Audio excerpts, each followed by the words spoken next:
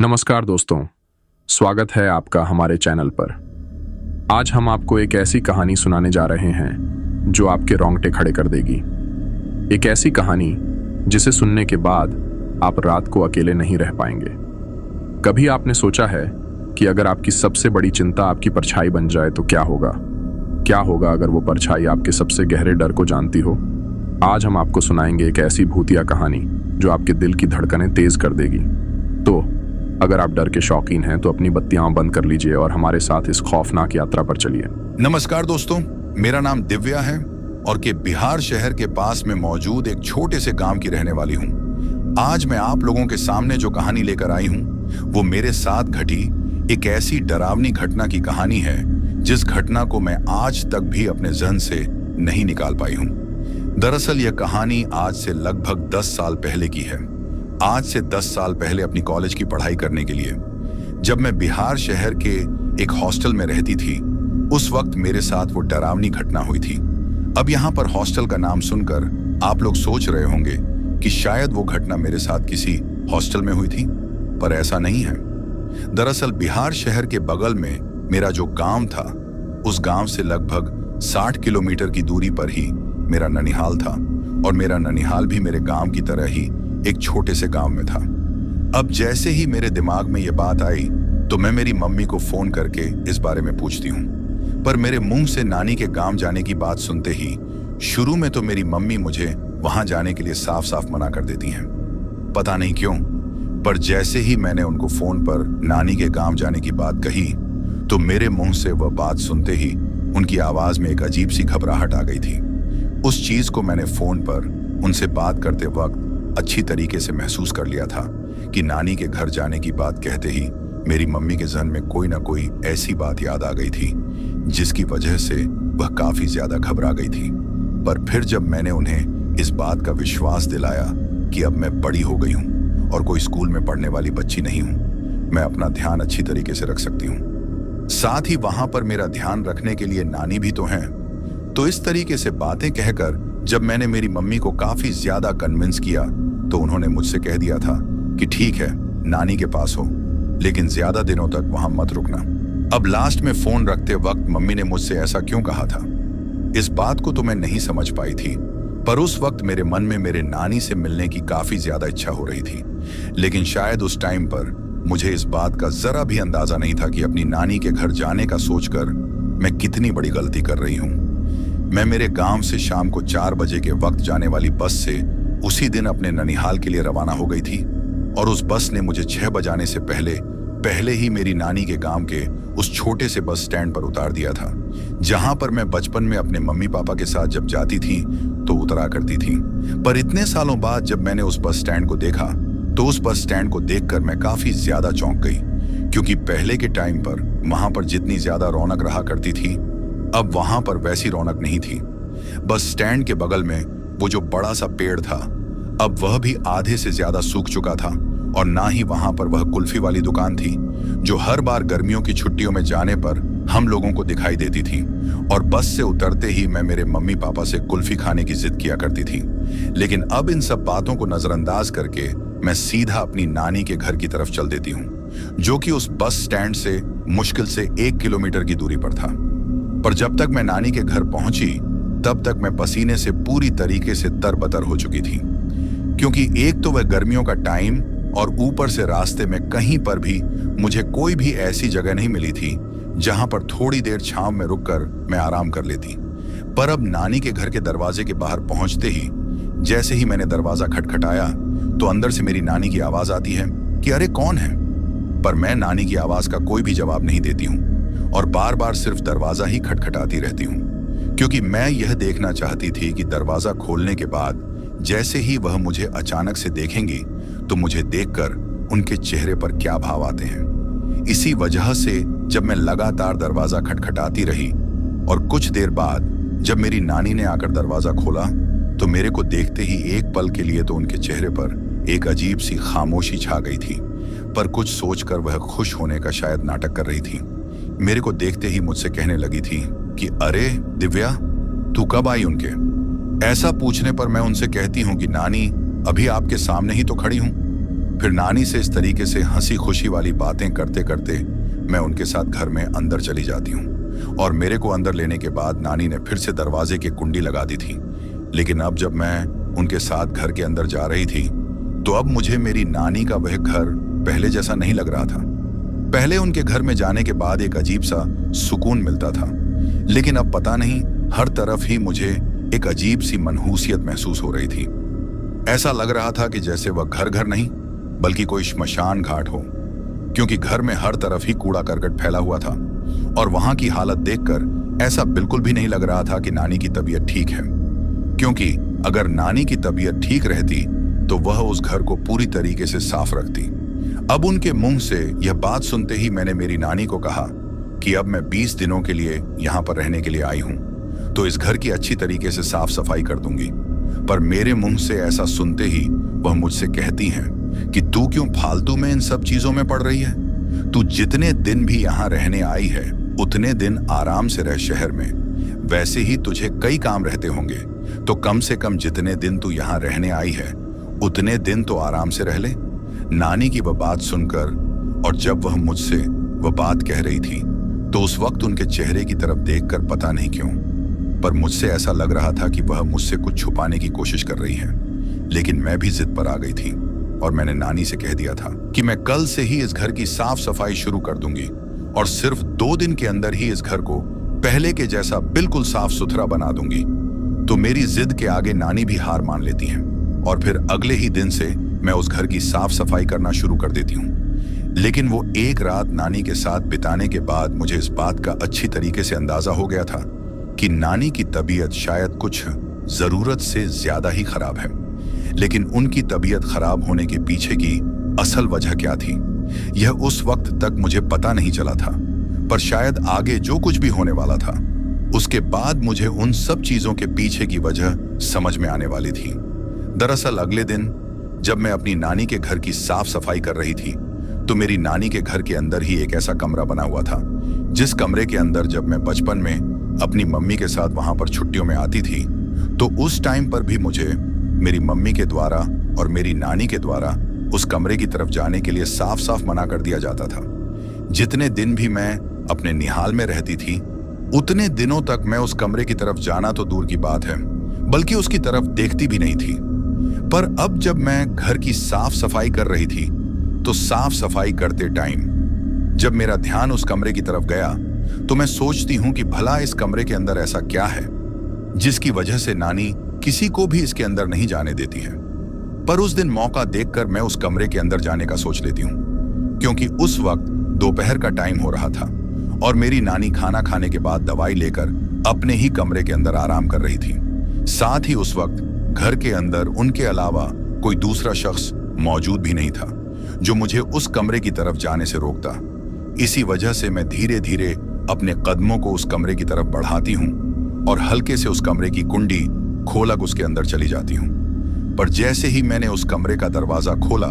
तो उस दरवाजे को खोलते ही मुझे उस कमरे के अंदर से एक अजीब सी सीलन वाली गंध महसूस होती है। उस गंध को महसूस करके मुझे इस बात का अच्छी तरीके से पता चल गया था कि शायद यह कमरा पिछले काफी लंबे टाइम से बंद था या फिर इसको कोई बहुत ज्यादा खोलता नहीं है। इसी वजह से इस कमरे के अंदर से ऐसी गंध आ रही है। पर उस वक्त उस कमरे के अंदर सिर्फ गंध ही नहीं बल्कि काफी सारे मकड़ी के जाले और धूल भी भरी हुई थी। साथ ही उस वक्त उस कमरे के अंदर जो भी सामान था उसके ऊपर काफी मोटी मोटी धूल की परत जमी हुई थी। उस सामान को देखकर तो यही लग रहा था कि शायद वह नानी के घर का स्टोर रूम है जिसके अंदर टूटा फूटा और काफी पुराना कबाड़ का सामान पड़ा हुआ था। एक पल के लिए तो उतनी धूल और मकड़ी के जालों को देखकर मैं सोचती हूँ कि मैं इस कमरे को ऐसा का ऐसा छोड़कर ही बाहर की तरफ बाकी की जगहों की सफाई कर लेती हूँ, क्योंकि स्टोर रूम की सफाई करना उतना जरूरी भी नहीं है। लेकिन फिर मैंने सोचा कि शायद मेरे बाद पता नहीं किसी का यहाँ पर आना होगा या नहीं,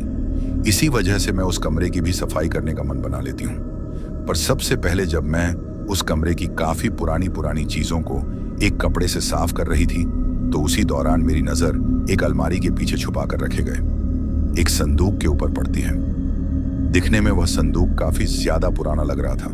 क्योंकि वैसी लकड़ी के ऊपर की गई नक्काशी आज के ज़माने में तो कहीं भी नहीं मिलती थी। यानी कि उस संदूक के ऊपर जो डिज़ाइन बनी हुई थी, उस डिज़ाइन को देखकर ऐसा लग रहा था कि शायद यह काफ़ी पुराने ज़माने का संदूक है। अब अपनी आंखों के सामने किसी ऐसी पुरानी चीज़ को देखकर हर किसी के मन में यही इच्छा होती है कि मैं इसको खोल कर देखूं कि आखिर इसके अंदर क्या है। इसी वजह से मैंने उस संदूक को वहां उस अलमारी के पीछे से निकाला और फिर उसको एक टेबल के ऊपर रखकर सबसे पहले मैंने उसको एक कपड़े से साफ किया। और उसके बाद जैसे ही मैंने उस संदूक को खोला तो उस संदूक को खोलते ही, इससे पहले कि मैं उसके अंदर कुछ देख पाती, उस स्टोर रूम की जो खिड़की थी वह अपने आप ही काफी तेजी से खुल जाती है। और उस खिड़की के खुलते ही बाहर की तरफ से एक बहुत तेज हवा का झोंका उस कमरे के अंदर आया था, जिसकी वजह से उस वक्त मैं अपने मन में यह सोच लेती हूँ कि शायद हवा के झोंके की वजह से यह खिड़की अपने आप खुल गई है। यही बात सोचकर मैं उस कबाड़ के सामान के ऊपर से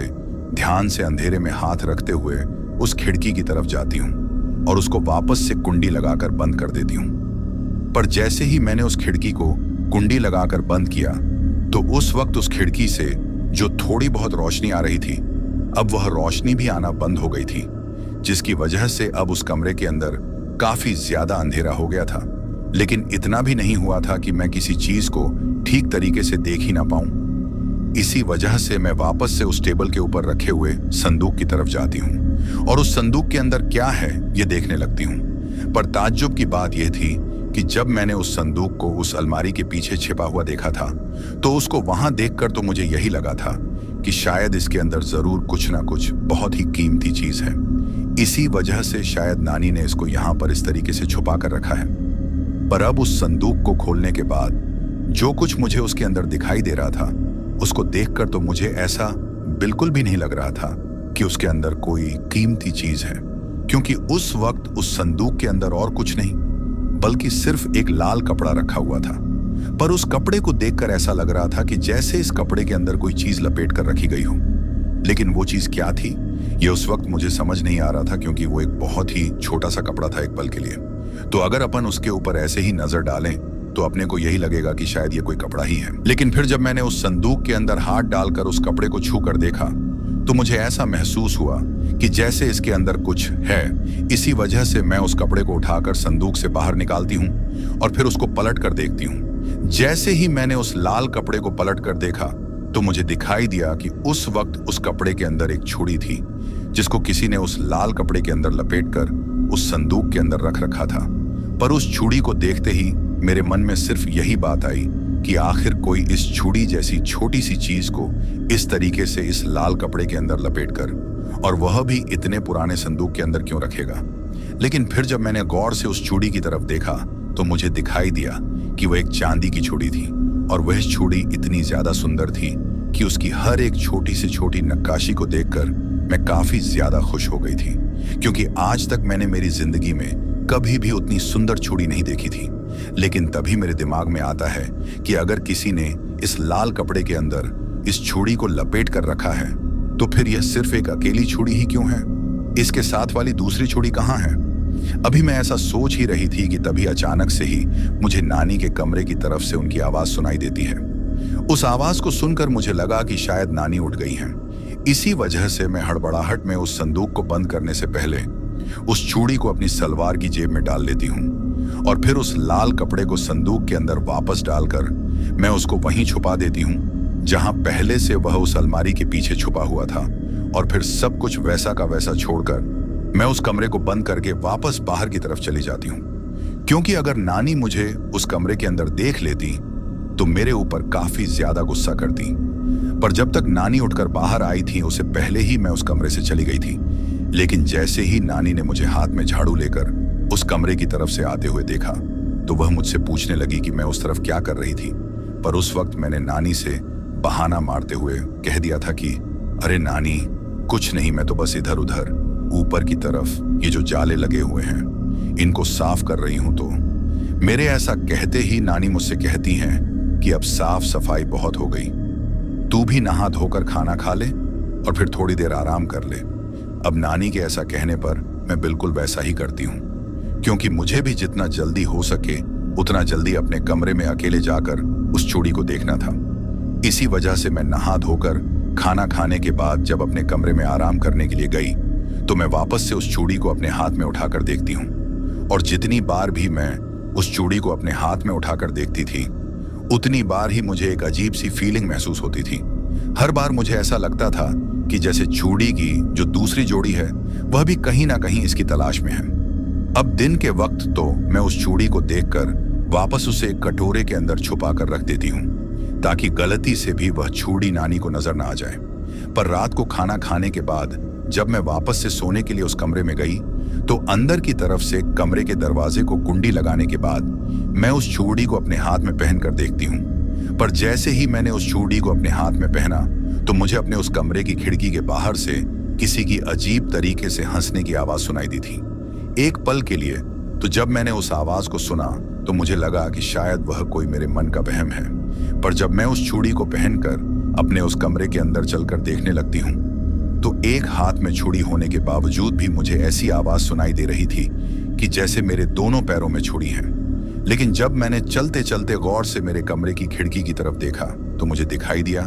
कि उस वक्त जिस तरीके से मैं उस कमरे के अंदर चल रही हूँ उसी तरीके से कोई मेरे कमरे की खिड़की के बाहर चल रहा है। क्योंकि उस टाइम पर मुझे खिड़की बंद होने के बावजूद भी खिड़की के ऊपर जो कांच लगा हुआ था उसके ऊपर अंधेरे में किसी की परछाई बार बार इधर से उधर चलती हुई दिखाई दे रही थी। जैसे ही मैंने उस परछाई को देखा तो मैं कुछ देर के लिए एक जगह पर रुक जाती हूँ। पर मेरे रुकने के बाद भी अब मुझे वह छुरी की आवाज सुनाई दे रही थी। लेकिन मेरे रुकने के बाद सिर्फ एक छुरी की आवाज ही आ रही थी, यानी कि जैसे कोई जब चल रहा हो और सिर्फ उसके एक ही हाथ में छुरी हो, ठीक वैसे ही मुझे एक छुरी की झनकने की आवाज सुनाई दे रही थी। अब उस चीज को होता हुआ देखकर मैं सोचती हूँ कि आखिर मेरी खिड़की के बाहर कौन हो सकता है। अब क्योंकि मैं तो एक शहर में पढ़ने लिखने वाली लड़की थी तो इसी वजह से मेरे मन में उस वक्त तक कोई भी ऐसी भूत प्रेत वाली बातें नहीं थी। इसी वजह से मैं फटाक से उस खिड़की के पास जाती हूँ और उस खिड़की को खोलकर बाहर की तरफ देखती हूँ। लेकिन बाहर की तरफ मुझे दूर दूर तक उस जंगल नुमा इलाके के अलावा और कुछ भी दिखाई नहीं दे रहा था। क्योंकि मेरी नानी का जो घर था वो एक ऐसी जगह पर बना हुआ था जिसके पीछे की तरफ काफी जंगल वाला इलाका था और वहीं पीछे की तरफ एक बड़ा सा जौहर भी था जिसमें दिन के वक्त गांव के लोग अपनी अपनी भैंसों को चराने के लिए जाते थे। बचपन में जब मैं अपनी नानी के घर आई थी तब मैं भी एक दो बार उस तरफ गई थी, लेकिन अब उस खिड़की से मुझे अंधेरे के अलावा और कुछ भी दिखाई नहीं दे रहा था। इसी वजह से मैं उस लड़की को फिर से वापस बंद कर देती हूँ और अपने बिस्तर पर जाकर लेट जाती हूँ। लेकिन बिस्तर पर जाकर लेटने से पहले मैं उस चूड़ी को अपने हाथ से उतारना भूल गई थी, जिसकी वजह से मैं उस चूड़ी को पहने पहने ही सो गई थी। और उस रात तो पता नहीं बिस्तर पर लेटने के थोड़ी देर बाद ही मुझे नींद भी आ गई थी, जबकि ऐसा हमेशा होता नहीं था। मैं हमेशा ही रात को 12 बजे से 1 बजे तक सोती थी, पर उस रात तो लगभग 9 बजे के आसपास ही मुझे नींद आ गई थी। अभी मुझे सोए हुए मुश्किल से 4 से 5 घंटे ही हुए होंगे कि तभी नींद में ही मुझे ऐसा एहसास होता है कि जैसे कोई मेरे उस हाथ को अपने हाथ से सहला रहा है जिस हाथ के ऊपर मैंने वो छुरी पहन रखी थी। 1-2 बार तो नींद में जब मुझे यह एहसास हुआ तो मैं अपने हाथ को इधर उधर कर लेती हूँ, लेकिन अब मुझे नींद में एहसास होता है कि जिस किसी का भी वह हाथ था उस हाथ का स्पर्श बहुत ही ज्यादा खुरदरा था, यानी कि वह कोई सॉफ्ट स्किन वाला हाथ नहीं था, बल्कि जब वो हाथ मेरे हाथ के ऊपर था तो मुझे ऐसा महसूस हो रहा था कि जैसे उस हाथ की उंगलियों के ऊपर काफी लंबे लंबे नाखून भी हैं। और जैसे ही मुझे यह एहसास हुआ कि उन हाथ की उंगलियों के ऊपर कुछ लंबे लंबे नाखूनों के जैसा है, अचानक से ही मेरी आंख खुलती है और आंख खुलते ही मैं एक झटके के साथ उठकर अपने उस हाथ की तरफ देखती हूँ तो वहां पर मुझे कोई दिखाई तो नहीं देता है, लेकिन मेरी उस चूड़ी को देखकर मुझे यह एहसास हो गया था कि जैसे उसको किसी ने मेरे हाथ से खोलने की कोशिश की है। क्योंकि जैसा कि मैंने आप लोगों को पहले बताया कि वो एक चांदी की छुरी थी और जब मैंने उसको अपने हाथ के अंदर पहना था तो उसका जो हुक था मैंने उसको बंद कर दिया था, लेकिन अब वह हुक आधे से ज्यादा खुला हुआ था। उस आधे से ज्यादा खुले हुए हुक को देखकर मुझे ऐसा लग रहा था कि अगर थोड़ी देर भी और मेरी आंख नहीं खुलती तो शायद वह जो कोई भी था वो मेरे हाथ से इस छुरी को निकाल भी लेता। लेकिन अब यह ख्याल आते ही मेरी नजर कमरे में चारों तरफ दौड़ने लगती है। उस वक्त मेरा शरीर डर के मारे बिल्कुल उसी जगह पर जम गया था, क्योंकि मेरे दिमाग में यही बात चल रही थी कि इस वक्त इस कमरे का दरवाजा भी अंदर की तरफ से बंद है और जो खिड़की है उसको भी मैंने कुंडी लगा रखी है। तो फिर ऐसे में भला कोई मेरे कमरे के अंदर कैसे आ सकता है? अभी मैं ऐसा सोच ही रही थी कि तभी जिस बेड के ऊपर मैं लेटी हुई थी उस बेड के नीचे से मुझे एक हलचल सुनाई देती है। उस हलचल को सुनते ही मुझे ऐसा लगा कि जैसे वो जो कोई भी था वो मेरे नींद में से उठने के साथ ही मेरे बेड के नीचे छप गया है। अब जैसे ही मुझे यह चीज महसूस हुई तो उस वक्त मेरे जो डर का स्तर था वह 7वें आसमान पर पहुंच गया था, क्योंकि उस वक्त मुझे यह लग रहा था कि शायद मेरी नानी के घर के अंदर कोई चोर उचक्का घुस गया है, या फिर हो सकता है कोई गलत नियत वाला इंसान घर के अंदर घुस गया हो, क्योंकि गांव में पिछले 2 दिन से सबको यह पता था कि मैं उस घर में आई हुई हूं। तो हो सकता है कोई आवारा टाइप का इंसान एक जवान लड़की को वैसे खाली पड़े घर में देखकर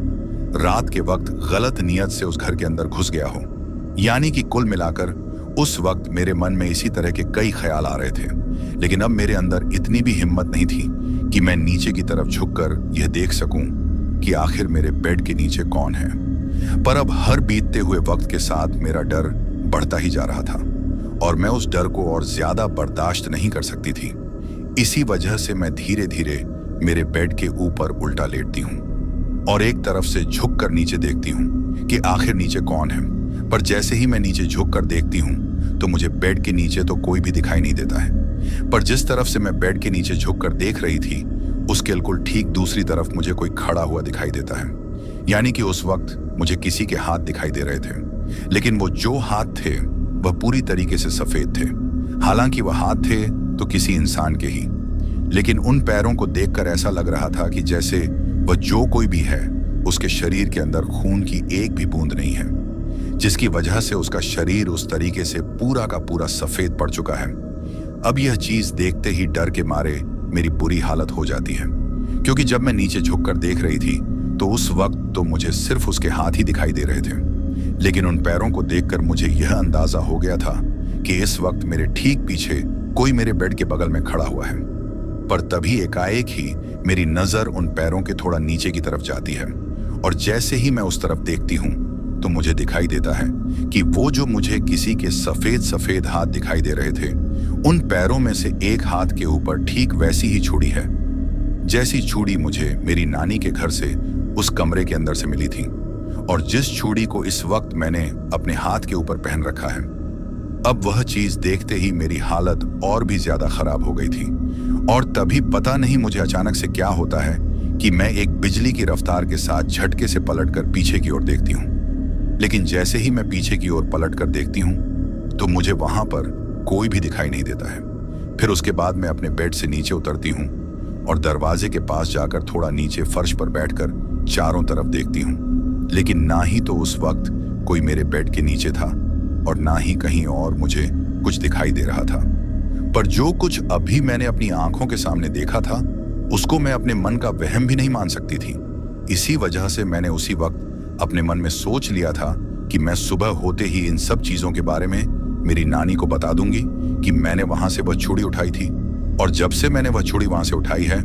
तब से ही मेरे साथ कुछ अजीब अजीब चीजें हो रही हैं। यही बात सोचते हुए मैं फिर से अपने बेड के ऊपर जाती हूँ और थोड़ा सोने की कोशिश करती हूँ, और फिर उन सब बातों के बारे में सोचते सचते ही मुझे पता नहीं कब नींद आ जाती है।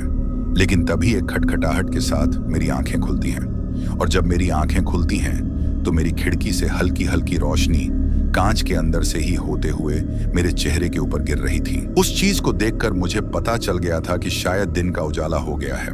और फिर उस खटखटाहट के साथ बाहर की तरफ से आती हुई मेरी नानी की आवाज ने भी यह चीज कंफर्म कर दी थी कि अब सुबह हो गई है। पर जैसे ही नानी की आवाज सुनते ही मैंने अपने बेड से उठने की कोशिश की तो मैं अपने बेड से उठ ही नहीं पाती हूँ, और लगभग 1 मिनट बाद मुझे यह महसूस भी हो जाता है कि मेरा पूरा बदन बुरी तरीके से गर्म हो रखा है और हाथ पूरी तरीके से जकड़ गए हैं, जैसे कि मुझे कोई बुखार हो।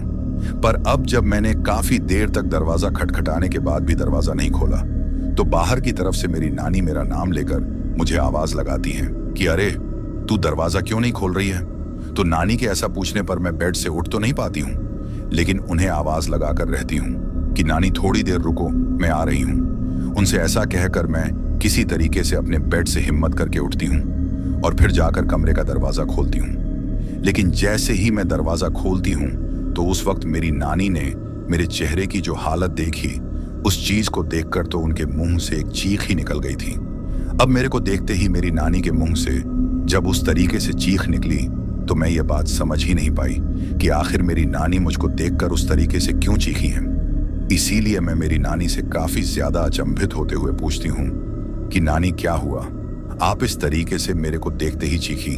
क्यों हो? तो मेरे मुंह से ऐसा सुनकर नानी मुझसे कहती हैं कि तुझे अपने चेहरे पर कोई भी दर्द या फिर जलन महसूस नहीं हो रही। तो मैं मेरी नानी से कहती हूँ कि नहीं, मुझे तो कुछ भी महसूस नहीं हो रहा। तो मेरे ऐसा कहते ही मेरी नानी मेरा हाथ पकड़ती है और मुझे अपने उसी कमरे के अंदर आईने के सामने ले जाकर खड़ा कर देती है। लेकिन उस तरफ लेकर जाने के दौरान जब मेरी नानी ने मेरा हाथ पकड़ा था तो मेरा हाथ पकड़ते ही वह मेरी तरफ देखकर कहती हैं कि यह तेरा बदन इस तरीके से इतना ज्यादा गर्म क्यों हो रखा है। पर तभी मेरी नजर सामने की तरफ आईने पर पड़ती है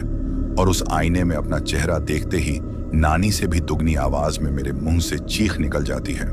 क्योंकि उस वक्त मुझे दिखाई दिया कि किसी ने मेरे चेहरे को बुरी तरीके से नोच डाला था। उस वक्त मेरे चेहरे के साथ साथ मेरे गले तक किसी के नाखूनों से नोचने के निशान थे। उन निशानों को देखकर मुझे यह विश्वास ही नहीं हुआ कि आखिर कोई मेरे चेहरे को इतनी बुरी तरीके से नोच कर चला गया, और मुझे पता कैसे नहीं चला। पर उसी दौरान ही मेरे हाथ को पकड़ते वक्त जब नानी को यह पता चला था कि मेरा बदन पूरी तरीके से गर्म हो रखा है, तो उस चीज के साथ साथ ही मेरी नानी को एक आवाज और सुनाई दे गई थी, और वो आवाज किसी और चीज की नहीं बल्कि उस वक्त मैंने मेरे हाथ के अंदर वो जो चूड़ी पहन रखी थी उसी की आवाज थी। उस आवाज को जब मेरी नानी ने सुना तो मेरी नानी मुझसे कहती हैं कि तू तो कभी चूड़ी पहनती ही नहीं है, तो फिर आज अचानक से तेरे पैरों से ये चूड़ी की आवाज कहां से आ रही है, और तूने एक हाथ के अंदर ही चूड़ी क्यों पहन रखी है। अब इतना बोलते बोलते ही जब मेरी नानी मेरे पैरों की तरफ देखती हैं तो उस चूड़ी को मेरे हाथ में देखकर उनकी आंखें फटी की फटी रह जाती हैं और उनका चेहरा बिल्कुल डर वाले भाव में बदल गया था। उस चूड़ी को देखते ही मेरी नानी के शरीर से तो जैसे जान ही निकल गई थी, क्योंकि वह वहीं की वहीं मेरे बेड के ऊपर ही बैठ गई थी, और फिर वह एक हकलाती हुई आवाज में मुझसे कहती हैं कि यह चूड़ी तुझे कहां से मिली, तू कहीं उस स्टोर रूम की तरफ तो नहीं चली गई थी। अब नानी के द्वारा उतनी गंभीर आवाज में वह बात कहने के बावजूद भी मैं उनसे कहती हूँ कि अरे नानी, चूड़ी ही तो हैं, मैं उस कमरे में सफाई करने गई थी तो यह मुझे उस संदूक में मिली थी, और इसकी जो बनावट है वो मुझे काफी ज्यादा पसंद आ गई। इस वजह से मैं इसको वहां से उठा लाई थी। मैं इस चूड़ी के बारे में आपको बताने ही वाली थी, पर मेरे बताने से पहले ही अब आपको पता चल गया। अभी मैंने मेरी नानी से इतना कहा ही था कि तभी मेरी नानी गुस्से में मुझसे कहने लगती हैं कि तू उतार, अभी की अभी इस चूड़ी को तेरे हाथ से उतार। अब मेरी नानी के इतना कहते ही मैं समझ गई थी कि मेरा फायदा इस चूड़ी को अभी के अभी उतारने में ही है। इसी वजह से मैं फटाफट उस चूड़ी को अपने हाथ से उतारती हूँ, और जैसे ही मैंने उस चूड़ी को अपने हाथ से उतारा तो मेरी नानी एक झपट्टा मारकर मेरे हाथ से उस चूड़ी को अपने हाथ में ले लेती है, और उसके बाद मेरे से कुछ बिना बोले ही वो अपने मन ही मन में कुछ बड़बड़ाते हुए मेरे कमरे से निकलकर बाहर चली गई थी। पर जब मैंने देखा तो वह सीधा उस स्टोर रूम की तरफ ही गई थी जिस स्टोर रूम से मैं उस चूड़ी को उठाकर लाई थी। अब यहाँ पर मैं आप लोगों को बता दूं कि उस वक्त जिस कमरे के अंदर मैं रह रही थी उसी कमरे के ठीक सामने की तरफ वो स्टोर रूम था, यानी कि मेरे कमरे का दरवाजा खोलकर सामने की तरफ देखने पर उस स्टोर रूम का दरवाजा ही दिखाई देता था। उन दोनों कमरों के बीच में 3-4 कमरे और बने हुए थे, जिनमें से बीच वाले कमरे के अंदर मेरी नानी रहती थी। अब उस दिन मेरी नानी ने मुझसे वह चूड़ी लेकर वापस उस संदूक में रख तो दी थी, लेकिन उसी दिन से मेरी तबीयत लगातार बिगड़ती जा रही थी। हमेशा ही मेरे हाथ पैरों में एक अजीब सा दर्द रहता था, शरीर में एक जकड़न रहती थी, जैसे कि कोई बहुत भारी चीज हर वक्त मेरे शरीर के ऊपर सवार है। मैंने कई बार इस चीज के बारे में मेरी नानी को बताने की कोशिश भी की, लेकिन हर बार ही मेरी नानी मुझसे यह कहकर बात को टाल देती थी कि ऐसा कुछ नहीं है, यह सब तेरे मन का वहम है। शायद वह मुझसे ऐसा कहकर किसी ना किसी बात को छुपा रही थी, पर क्या उनको मेरी उस हालत को देखकर कोई टेंशन नहीं हो रही थी? उस वक्त मेरे दिमाग में सिर्फ यही चल रहा था, लेकिन शायद हो सकता है कि नानी कोई ऐसा सच मेरे सामने नहीं आने देना चाहती थी, जिस सच के सामने आने के बाद मेरी हालत खराब हो जाए, और शायद वह मेरी पीठ पीछे मेरी वह जो हालत हो रखी थी उसको ठीक करने की भी कोशिश कर रही थी। और इस बात का पता मुझे तब चला जब एक रात को मैं अपने कमरे के अंदर सो रही थी, तो मुझे फिर से ठीक उसी तरह की किसी की हंसने की आवाज मेरे उस कमरे की खिड़की के बाहर से सुनाई देती है। उस दिन सिर्फ मुझे वह आवाज ही सुनाई नहीं दे रही थी, बल्कि उसके साथ साथ मुझे उस खिड़की के बाहर से किसी की परछाई भी नजर आ रही थी। उस चीज को देखते ही मैं फिर से इतनी ज्यादा डर गई थी कि उस दिन मैंने उस कमरे के अंदर रहना भी ठीक नहीं समझा, और मैं अपने उस कमरे का दरवाजा खोलकर अंधेरे में ही मेरी नानी के कमरे की तरफ जाने लगी थी, जो कि मेरे कमरे से एक कमरा छोड़कर दूसरे नंबर वाला कमरा था। पर जैसे ही मैं नानी के कमरे के दरवाजे के पास पहुंची तो मुझे दिखाई दिया कि उतनी रात को नानी के कमरे का दरवाजा तो खुला हुआ ही था। अब उतनी रात को उनके कमरे के दरवाजे को खुला हुआ देखकर मैं सोचती हूँ कि भला इतनी रात को नानी ने दरवाजा क्यों खोल रखा है। यही बात सोचते हुए जब मैं उनके कमरे के अंदर जाती हूँ तो मुझे दिखाई देता है कि नानी का बिस्तर तो पूरी तरीके से खाली पड़ा हुआ है, यानी कि उस वक्त वह वहां अपने कमरे के अंदर नहीं थी, पर उनका जो चश्मा था वह उनके तकिए के बगल में ही उनके बिस्तर पर पड़ा हुआ था। उस चश्मे को वहां पर देखकर मुझे इतना तो अंदाजा हो गया था कि शायद वह घर में ही कहीं है, इसी वजह से उनका चश्मा यहाँ बिस्तर पर ही पड़ा हुआ है। साथ ही यहाँ पर मैं आप लोगों को एक बात और बता दूं कि जब मुझे मेरे कमरे की खिड़की के बाहर से किसी की उस तरीके से हंसने की आवाज सुनाई दी थी और मुझे वह परछाई दिखाई दी थी, तो उन सब चीजों के दौरान मेरी नानी के घर के बगल में जो बंसी मामा वाला कुत्ता था वो लगातार भौंके ही जा रहा था। उस वक्त उसको उस तरीके से भौंकता हुआ सुनकर मुझे ऐसा लग रहा था कि जैसे उसको किसी अनहोनी का अंदेशा हो गया है, या फिर उसको कुछ ऐसा दिखाई दे रहा है जिसकी वजह से वो सभी लोगों को उस खतरे से आगाह करना चाहता है। अपने कमरे से निकलकर जब तक मैं मेरी नानी के कमरे तक गई थी और वहां पर मैंने बिस्तर पर मेरी नानी का चश्मा देखा था,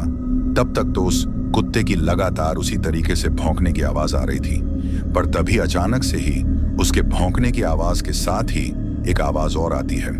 जैसे कि किसी चीज के ऊपर कोई बहुत भारी भरकम सामान या फिर कोई पत्थर गिरा हो,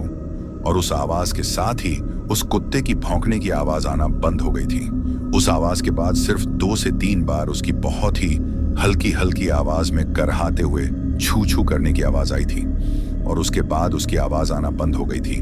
अब उसकी वह भौंकने वाली आवाज आना बंद होने के कुछ टाइम बाद तक मैं मेरी नानी के उस कमरे के दरवाजे की दहलीज के ऊपर खड़ी खड़ी ही सब कुछ देख ही रही थी कि तभी मुझे मेरे पीछे से एक अजीब सी छन की आवाज सुनाई देती है, जैसे कि ऊपर से कोई चीज आकर मेरे पीछे उस घर के आंगन में गिरी हो। अब जैसे ही मैंने वह आवाज सुनी तो मैं झट से पीछे की तरफ पलट कर देखती हूँ, और जैसे ही मैं पीछे की तरफ पलट कर देखती हूँ तो मुझे दिखाई देता है कि मेरी नानी के घर के आंगन के बीच में वही लाल कपड़े वाली पोटली पड़ी हुई है, जिसके अंदर मैंने उस स्टोर रूम में वो छोड़ी देखी थी। अब बिल्कुल वैसा ही एक छोटा सा लाल कपड़ा वहां आंगन में बीचों बीच पड़ा हुआ था,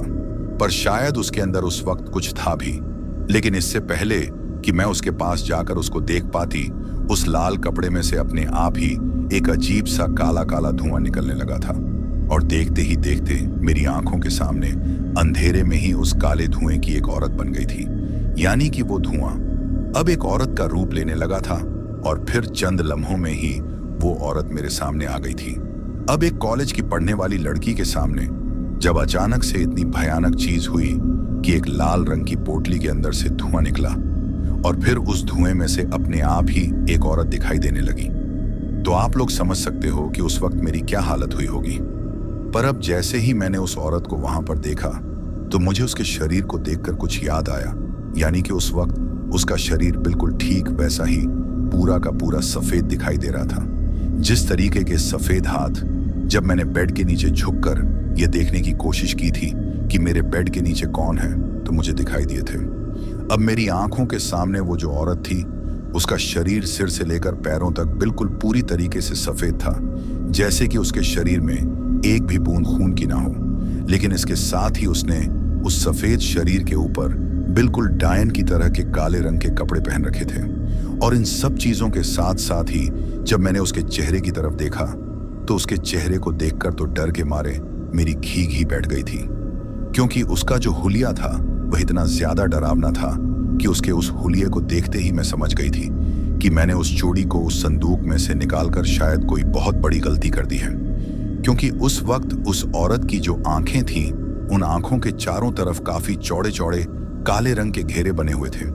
इसके साथ ही उसकी जो आंखें थीं वह उसके शरीर की तरह पूरी तरीके से सफेद थीं, और उसके जो होंठ थे उन होंठों के ऊपर एक अजीब सी डरावनी मुस्कान थी। पर वो जो होंठ थे वह खून के जैसी किसी चीज में पूरी तरीके से सने हुए थे। उन होठों को देखकर ऐसा लग रहा था कि जैसे उसने अभी अभी कुछ देर पहले ही किसी का खून पिया हो। अब इतनी डरावनी औरत को अपने सामने देखकर मेरा शरीर डर के मारे बुरी तरीके से कांपने लगा था, और माथे से पसीने की बूंदें मेरे कान की कनपटी से होते हुए मेरे गले तक आने लगी थीं। उस वक्त उस डरावनी औरत को मेरे सामने देखकर मैं वहां से भागना तो चाहती थी, लेकिन मुझे यह समझ में ही नहीं आ रहा था कि आखिर मैं किस तरफ भागूं, क्योंकि उस वक्त मुझे मेरी नानी का भी कुछ अता पता नहीं था। लेकिन इससे पहले कि मैं किसी तरफ भागती या कुछ कर पाती,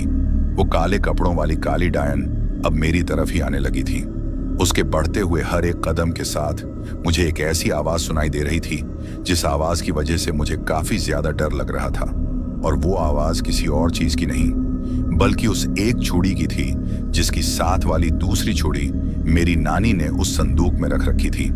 अब वो औरत अपने उन सफेद सफेद से डरावने पैरों में से एक हाथ के ऊपर वह चूड़ी पहनकर धीरे धीरे मेरी तरफ चलती हुई आ रही थी। उस वक्त उसके और मेरे बीच में मुश्किल से 10 से 12 कदमों का ही फासला था, पर जैसे जैसे वो मेरे करीब आती जा रही थी वैसे वैसे ही उसके मुंह से एक अजीब तरह की गुर्राने की आवाज आ रही थी, और मेरी तरफ आते वक्त उसके होंठों के ऊपर वो जो खून लगा हुआ था वो उस खून को भी अपनी जीभ को बाहर निकालकर बार बार चाट रही थी। पर जिस वक्त वो अपनी जीभ से उस खून को उस तरीके से चाट रही थी, उस वक्त उस तरीके से उसको उस खून को चाटता हुआ देखकर और जिस तरीके से उसकी वो जीभ लपक कर बाहर आ रही थी, उस चीज को देखकर मुझे यकीन हो गया था कि इसकी जीभ किसी साधारण इंसान की तरह की जीभ नहीं है, क्योंकि उसकी वो जीभ तो काफी लंबी लंबी उसके गले तक बाहर आ रही थी। लेकिन अब उसको मेरी तरफ आता हुआ देखकर मेरे दिमाग में सिर्फ यही चल रहा था कि अब थोड़ी ही देर में यह मेरे पास आकर शायद मुझे यहीं पर मार डालेगी। पर जैसे जैसे वो औरत मेरे करीब आती जा रही थी वैसे वैसे ही मुझे एक अजीब सी बदबू महसूस हो रही थी, और वो बदबू कहीं और से नहीं बल्कि उसी औरत के अंदर से ही आ रही थी। उस वक्त वो बदबू इस तरह की थी जैसे कि कोई कच्चा मांस जल रहा हो, और मांस के जलने की वजह से जिस तरह की बदबू आती है ठीक उसी तरह की बदबू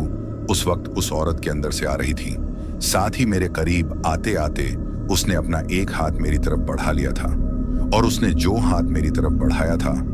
उसके उस हाथ को देखकर तो मेरी आंखें फटी की फटी रह गई थीं, क्योंकि उसके उस हाथ के ऊपर उसकी उंगलियों के जितने लंबे लंबे नाखून थे, और वह नाखून शायद काफी सालों से उसी तरीके से बड़े हुए थे। क्योंकि जब मैंने उसके उस हाथ की तरफ देखा तो मुझे दिखाई दिया कि उसकी उंगलियों के ऊपर जो नाखून हैं वो पूरी तरीके से सड़कर गल चुके हैं और आधे से ज्यादा अंदर की तरफ मुड़े हुए हैं। लेकिन फिर भी पता नहीं मुझे उसके उस लंबे नाखून वाले हाथ को देखकर इतना ज्यादा डर क्यों लग रहा था। अब वो औरत मेरे से मुश्किल से 5 कदम की दूरी पर ही थी कि तभी अचानक से ही पीछे की तरफ से मेरी नानी के घर का जो मैन दरवाजा था वह खुल जाता है, और जैसे ही वह दरवाजा खुलता है तो उस दरवाजे के खुलने की आवाज के साथ ही मेरी नजरों को उस दरवाजे की तरफ पड़ता हुआ देखकर वो डरावनी डायन भी पलटकर उस दरवाजे की तरफ देखती है, क्योंकि उस वक्त वह जो दरवाजा था वह मेरी नानी के घर के आंगन के बिल्कुल ठीक सामने था, और दरवाजे पर और कोई नहीं बल्कि मेरी नानी ही थी। पर जैसे ही नानी ने उस काली डायन को मेरे सामने खड़ा हुआ देखा तो उसको देखकर डरने की बजाय वहीं से चिल्लाते हुए उसकी तरफ बढ़ती है कि अरे करमजली, तू यहां तक आ गई, तूने इस बच्ची का भी पीछा नहीं छोड़ा। इतना बोलते बोलते मेरी नानी ने उस वक्त पता नहीं कहा से अपने हाथ में एक टूटा हुआ मटके का नीचे का हिस्सा ले रखा था, और उस वक्त उस मटके में काफी सारी राख भरी हुई थी। तो मेरी नानी ने उसी राख को अपने हाथ में लेकर दूर से ही उस सफेद शरीर वाली काली डायन के ऊपर दे मारा था। लेकिन इससे पहले कि वो राख उस डायन के ऊपर गिर पाती, उससे पहले ही वो उसी तरह के काले धुएं में बदलकर वहां से गायब हो गई थी। लेकिन गायब होने के साथ साथ वहां पर उसकी एक बहुत भयंकर चीख भी गूंज गई थी, जैसे कि उसकी कोई चीज अधूरी रह गई हो, जिसको वह मेरी नानी के आने की वजह से पूरा ना कर पाई हो। पर जैसे ही वह डायन गायब हुई तो मैं डर के मारे कांपती हुई भागकर मेरी नानी के पास जाती हूँ और उनसे लिपट कर जोर जोर से रोने लगती हूँ, क्योंकि उस वक्त जो कुछ भी मेरी आंखों के सामने हुआ था उसके ऊपर मुझे बिल्कुल भी विश्वास नहीं था। और इसके साथ ही वो जो कुछ भी था वो इतना ज्यादा भयानक था कि मैंने उस चीज की कभी कल्पना भी नहीं की थी। इसी वजह से मैं मेरी नानी से लिपटकर जोर जोर से रोते हुए उनसे कहने लगती हूँ कि नानी, मुझे इस बात का जरा भी अंदाजा नहीं था कि उस चूड़ी को छूने की वजह से या फिर उसको उस संदूक से बाहर निकालने की वजह से यह सब कुछ हो जाएगा,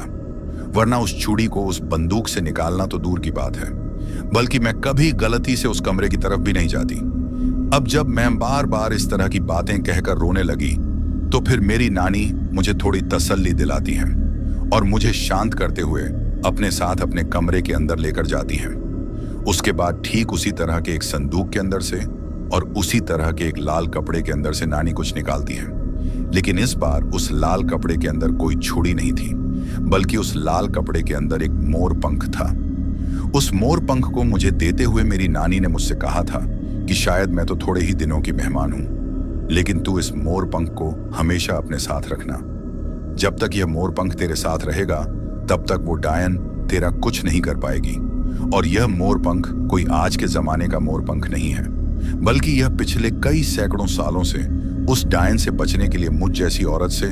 तुम जैसी दूसरी औरत तक होता आया है। और शायद अब मेरे बाद इस मोर पंख को रखने की जिम्मेदारी तेरी है, क्योंकि तेरी तरह ही आज से 40 साल पहले मैंने भी एक ऐसी गलती कर दी थी जिसकी वजह से तेरी परनानी ने मरने से पहले मुझे यह मोर पंख दिया था, और आज मैं तुझे यह मोर पंख दे रही हूं। अब मैंने मेरी नानी से वो मोर पंख ले तो लिया था, लेकिन मेरी नानी से वो मोर पंख लेने के साथ ही मैंने उनसे पूछा कि नानी, आखिर वो डायन कौन है और इस चूड़ी का क्या राज है? इस चूड़ी की वजह से वो डायन मेरे पीछे क्यों पड़ी हुई है?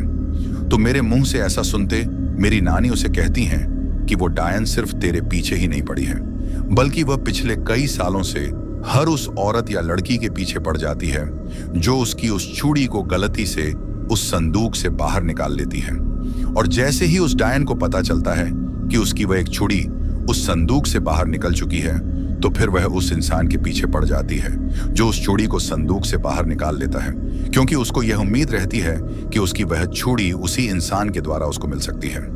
अब जब मेरी नानी ने मुझसे यह बात कही तो मैं उनसे पूछती हूँ कि आखिर वो डायन कौन है और वो उस चूड़ी के पीछे क्यों पड़ी हुई है। और मैंने देखा था कि उस संदूक में जैसी चूड़ी है, ठीक वैसी ही एक चूड़ी उस डायन के पास भी है। तो मेरी नानी बताती हैं कि तूने बिल्कुल सही देखा था। दरअसल यह जो डायन है ये आज से सैकड़ों साल पहले एक साधारण सी औरत हुआ करती थी, लेकिन फिर धीरे धीरे उसने तंत्र मंत्र करना शुरू कर दिया था, और इसके तंत्र मंत्र की वजह से गांव में कई तरह की अजीब अजीब घटनाएं होने लगी थी। पर जब इन सब चीजों के बारे में तेरे पड़ नाना को पता चला तो उन्होंने इस औरत को धमकी दी थी कि वह यह सब करना बंद कर दे,